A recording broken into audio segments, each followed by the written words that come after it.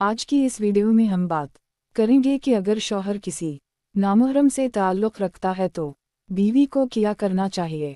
واضح رہے کہ نامحرم عورت سے تعلقات ملنا جلنا، ہنسی مذاق کرنا بلکہ بلا ضرورت اس کو دیکھنا اور بات کرنا بھی جائز نہیں ہے، جبکہ شریعت میں بیوی کے بہت سے حقوق ہیں جس کی ادائیگی شوہر کی ذمہ داری ہے، جن کی حق تلفی پر قیامت میں اللہ کے سامنے جواب دینا ہوگا۔ ایک حدیث مبارک میں ہے کہ رسول کریم نے فرمایا، مومنین میں سے کامل ترین ایمان اس شخص کا ہے جو ان میں سے بہت زیادہ خوش اخلاق ہو، اور تم میں بہتر وہ شخص ہے جو اپنی عورتوں کے حق میں بہتر ہے۔ اسی طرح ایک اور حدیث مبارک میں ہے کہ رسول کریم نے فرمایا، تم میں بہترین شخص وہ ہے جو اپنے اہل، بیوی، بچوں، اقربا اور خدمت گزاروں کے حق میں بہترین ہو، اور میں اپنے اہل کے حق میں تم میں بہترین ہوں۔ لہٰذا شوہر پر لازم ہے کہ وہ اپنے اس رویہ اور سلوک سے اجتناب کرے اور بیوی کے ساتھ اچھا برتاؤ کرے، اور نامحرم عورت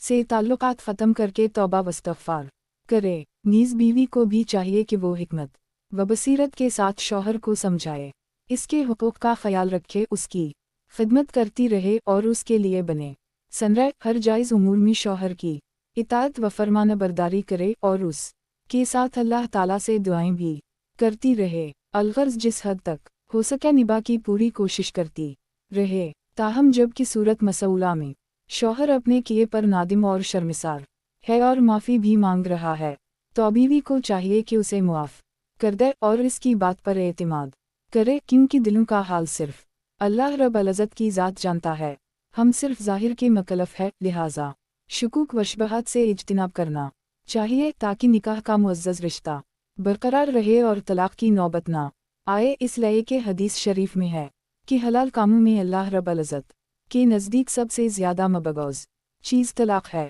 قرآن مجید میں ہے، قُل لِلْمُؤْمِنِينَ يَغْضُضُوا مِنْ أَبْصَارِهِمْ وَيَحْفَظُوا فُرُوجَهُمْ ذِكْرُ لَهُمْ إِنَّ الْفِسْقَ الْبَيِّنُ بِمَا يَصْنَعُونَ۔